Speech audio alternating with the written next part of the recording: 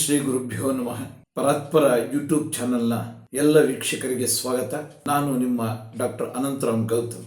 ನಾನು 18 ಪುರಾಣಗಳನ್ನು ಹೇಳ್ತಾ 4 ಪುರಾಣಗಳ ಬಗ್ಗೆ ತಮ್ಮೊಂದಿಗೆ ಮಾಹಿತಿಯನ್ನು ಹಂಚಿಕೊಂಡಿದ್ದೆ. ಈ ದಿನ 5ನೇ ಪುರಾಣ ಆಗಿರ್ತಕ್ಕಂಥ ಭಾಗವತ ಪುರಾಣವನ್ನು ಕುರಿತು ಮಾತನಾಡೋದಕ್ಕೆ ಇಚ್ಛಿಸ್ತೇನೆ. ಈ ಭಾಗವತ ಪುರಾಣ 18 ಪುರಾಣಗಳಲ್ಲಿ ಅತ್ಯಂತ ಪ್ರಸಿದ್ಧವಾದದ್ದು. ಪುರಾಣಗಳಲ್ಲೇ ಅತ್ಯಂತ ಪ್ರಸಿದ್ಧವಾದದ್ದು ಈ ಭಾಗವತ ಪುರಾಣ.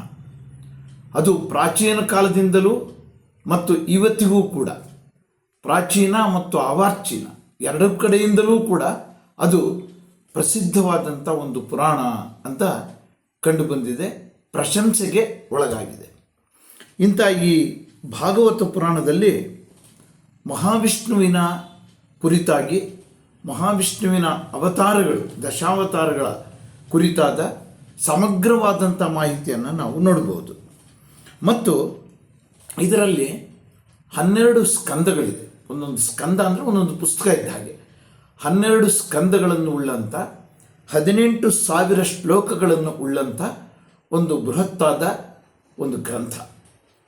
ಈ ಭಾಗವತ ಪುರಾಣವನ್ನು ನಾವು ವಿಷ್ಣುವಿನ ಅವತಾರಗಳ ಒಂದು ಪ್ರಭಾವ ಹೇಗೆ ಆಯಿತು, ಹಿಂದೆ ಈ ಭೂಮಿ ಅಂತಕ್ಕಂಥದ್ದು ಒಂದು ಬೆಂಕಿಯ ಉಂಡೆಯಂತೆ ಗೋಚರಿಸ್ತಾ ಇತ್ತು. ಆನಂತರದ ಸಾವಿರಾರು ವರ್ಷಗಳ ನಂತರ ವಿಪರೀತ ಮಳೆಯಾಗಿ ಇಡೀ ಭೂಭಾಗವೆಲ್ಲ ಜಲಾವೃತ ಆಯಿತು. ಆ ಜಲಾವೃತವಾದಂಥ ಕಾಲದಲ್ಲಿ ಪರಮಾತ್ಮನಾದ ಮಹಾವಿಷ್ಣು ಮತ್ಸ್ಯಾವತಾರವನ್ನು ತಾಳಿದ ಅಂತ ತಿಳಿಸುತ್ತೆ. ನೀರಿನ ದ್ಯೋತಕವಾಗಿ ಮತ್ಸ್ಯಾವತಾರವನ್ನು ಪ್ರಾರಂಭದಲ್ಲಿ ತಾಳಿದ. ಆನಂತರ ಕೂರ್ಮಾವತಾರ ಅಂದರೆ ಆಮೆ, ಮತ್ಸ್ಯಾವತಾರ ಅಂದರೆ ಮೀನು, ನಂತರ ಬಂದಂಥದ್ದು ಆಮೆ, ಭೂಮಿ ಮತ್ತು ಜಲ ಎರಡರಲ್ಲೂ ವಾಸಿಸುವಂಥ ಆಮೆಯ ಅವತಾರವನ್ನು ತಾಳಿದ. ಭೂಮಿ ಭಾಗ ಸ್ವಲ್ಪ ಭೂಭಾಗ ಗೋಚರಿಸಿದ್ದರಿಂದ ಈ ಎರಡೂ ಕಡೆಯಲ್ಲೂ ವಾಸಿಸುವಂಥ ಅವತಾರ ತಾಳಿದ. ಆನಂತರದ ಅವತಾರ ವರಹಾವತಾರ, ಬರೀ ಭೂಮಿಯ ಮೇಲೆ ವಾಸಿಸುವಂಥ ಹಂದಿಯ ಸ್ವರೂಪದ ವರಹಾವತಾರವನ್ನು ತಾಳಿದ. ಆನಂತರ ಮಾನವನ ಶರೀರ ಮತ್ತು ಸಿಂಹದ ತಲೆ ಉಳ್ಳಂತಹ ನರಸಿಂಹಾವತಾರವನ್ನು ತಾಳಿದ. ಅಂದರೆ ಮಾನವನ ಆಕಾರಕ್ಕೆ, ಮಾನವನಿಗೆ ಹೊಂದಿಕೊಂಡಂಥ ಅವತಾರ ಸ್ವಲ್ಪ ಮಟ್ಟಿಗೆ ಗೋಚರಿಸಿತು. ನಂತರ ಕುಬ್ಜ ಮಾನವನ ಅವತಾರ, ವಾಮನಾವತಾರ, ಕುಬ್ಜ ಮಾನವನ ಅವತಾರ ತಾಳಿದ. ಆನಂತರ ಒಬ್ಬ ಋಷಿಪುತ್ರನಾಗಿ ಪರಶುರಾಮ ಅವತಾರವನ್ನು ತಾಳಿದ. ಆನಂತರ ಮಾನವ ಸಹಜವಾದಂಥ, ಮಾನವನಿಗೆ ತೀರಾ ಸಮೀಪವಾದಂಥ, ಮಾನವನ ಸ್ವರೂಪವನ್ನೇ ಹೋಲುವಂಥ ರಾಮಾವತಾರವನ್ನು ತಾಳಿದ. ಆನಂತರ ಮಾನವನಿಗೆ ಇನ್ನಷ್ಟು ಹತ್ತಿರವಾಗುವಂಥ, ಮಾನವನ ಸಹಜವಾದ ಗುಣಲಕ್ಷಣಗಳನ್ನು ಹೊಂದಿರುವಂಥ ಕೃಷ್ಣಾವತಾರವನ್ನು ತಾಳಿದ. ಹೀಗೆ ಈ ಅವತಾರಗಳನ್ನೆಲ್ಲ ಸಂಪೂರ್ಣವಾಗಿ ಸಮಗ್ರವಾಗಿ ತಿಳಿಸುವಂಥ ಈ ಪುರಾಣ ಭಾಗವತ ಪುರಾಣ.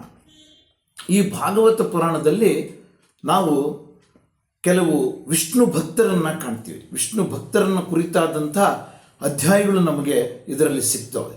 ಧ್ರುವ, ಪ್ರಹ್ಲಾದ ಮತ್ತು ಗಜೇಂದ್ರ ಮೋಕ್ಷಕ್ಕೆ ಸಂಬಂಧಿಸಿದಂಥ ಕಥೆ ಇವೆಲ್ಲವೂ ಕೂಡ ಈ ಪುರಾಣದಲ್ಲಿ ನಮಗೆ ಕಂಡುಬರುತ್ತೆ. ಕೃಷ್ಣನ ಅವತಾರದಲ್ಲಿ ಕೃಷ್ಣನ ಬಾಲಲೀಲೆಗಳು, ಆನಂತರ ಗೋಪಿಕಾ ಸ್ತ್ರೀಯರೊಂದಿಗೆ ಸಹಜವಾಗಿ ತಾನು ವರ್ತಿಸಿದಂಥ ಪ್ರೇಮ ಕಥಾನಕ ಇತ್ಯಾದಿಗಳನ್ನು ಕೂಡ ನಾವು ಇದರಲ್ಲಿ ಕಾಣ್ತೀವಿ.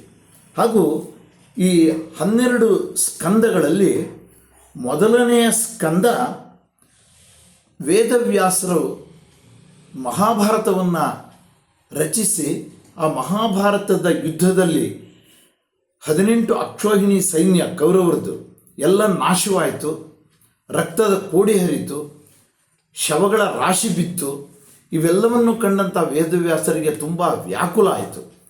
ಮನಸ್ಸಿಗೆ ತುಂಬ ಚಿಂತಿತರಾಗಿ ಕುಳಿತಂಥ ಸಂದರ್ಭದಲ್ಲಿ ನಾರದ ಮಹರ್ಷಿಗಳು ಬರ್ತಾರೆ. ಬಂದು ಹೀಗೆ ಚಿಂತೆ ಮಾಡಬೇಡ, ನೀನು ಭಾಗವತ ಅಂತಕ್ಕಂಥ ಪುರಾಣವನ್ನು ರಚನೆ ಮಾಡು ಅಂತ ಬೋಧನೆ ಮಾಡ್ತಾರೆ. ಅದು ಮೊದಲನೇ ಸ್ಕಂದದಲ್ಲಿ ಕಂಡುಬರುತ್ತೆ. ಇನ್ನು ಎರಡನೇ ಸ್ಕಂದದಲ್ಲಿ ಪರೀಕ್ಷಿತ ಮಹಾರಾಜನಿಗೆ ವೇದವ್ಯಾಸರ ಪುತ್ರರಾದಂಥ ಶುಕಮುನಿಗಳು, ಪರೀಕ್ಷಿತ ಮಹಾರಾಜ ಅಭಿಮನ್ಯುವಿನ ಮಗ, ಅಭಿಮನ್ಯು ಮತ್ತು ಉತ್ತರೆಯ ಮಗ ಪರೀಕ್ಷಿತ. ಆ ಪರೀಕ್ಷಿತ ರಾಜ್ಯವನ್ನು ಆಳುವಂಥ ಸಂದರ್ಭದಲ್ಲಿ ಇವೆಲ್ಲ ವಿದ್ಯಮಾನಗಳು ನಡೀತಾ ಬಂದವು. ಅವರ ಆದಂಥ ವೇದವ್ಯಾಸರ ಮಗನಾದಂಥ ಶುಕ ಮಹಾಮುನಿ ಈ ಪರೀಕ್ಷಿತ ರಾಜನಿಗೆ ಈ ಕೃಷ್ಣನ ಮಹಿಮೆಯನ್ನು ಮತ್ತು ಈ ಬ್ರಹ್ಮಾಂಡದ ಸೃಷ್ಟಿ ಹೇಗಾಯಿತು ಅಂತಕ್ಕಂಥ ಮಹಿಮೆಯನ್ನು ಎಲ್ಲ ತಿಳಿಸುವಂಥದ್ದು ಎರಡನೇ ಸ್ಕಂದದಲ್ಲಿ ಕಾಣ್ತೀವಿ. ಹೀಗೆ 12 ಸ್ಕಂದಗಳಲ್ಲೂ ಕೂಡ ಮಹಾವಿಷ್ಣುವಿನ ಅವತಾರ, ಮಹಾವಿಷ್ಣುವಿನ ಲೀಲೆಗಳು, ಒಂದೊಂದು ಅವತಾರಕ್ಕೂ ಏನೇನು ಕಾರಣ, ಹೇಗಾಯಿತು ಅನ್ನುವಂಥದ್ದೆಲ್ಲ ಸಮಗ್ರವಾದಂಥ ಮಾಹಿತಿ ಇದರಲ್ಲಿ ನಮಗೆ ಕಂಡುಬರುತ್ತೆ. ಮತ್ತು ಮಹಾವಿಷ್ಣುವಿನ ಈ ಸಮಗ್ರವಾದಂಥ ಮಾಹಿತಿಯನ್ನು ಅಧ್ಯಯನ ಮಾಡೋದರಿಂದ, ಈ ಭಾಗವತ ಪುರಾಣವನ್ನು ಪ್ರತಿನಿತ್ಯ ಓದುವುದರಿಂದ ನಮಗೆ ಅಕಾಲಿಕವಾದಂಥ ಮರಣ ಮತ್ತು ನಾನಾ ರೀತಿಯ ರೋಗಗಳು ಮತ್ತು ಶತ್ರುಬಾಧೆ ಇವೆಲ್ಲವೂ ಕೂಡ ನಿವಾರಣೆ ಆಗುತ್ತೆ ಅನ್ನುವಂಥ ನಂಬಿಕೆ ಕೂಡ ಅನಾದಿ ಕಾಲದಿಂದ ಬಂದಿದೆ. ಹಾಗಾಗಿ ಈ ಭಾಗವತ ಪುರಾಣವನ್ನು ಅಧ್ಯಯನ ಮಾಡೋದು ಅಥವಾ ಭಾಗವತ ಪ್ರವಚನಗಳನ್ನು ಮಾಡುವಂಥದ್ದು, ಭಾಗವತ ಸಪ್ತಾಹಗಳನ್ನು ನಡೆಸುವಂಥದ್ದು ನಾವು ಕಾಣ್ತೀವಿ.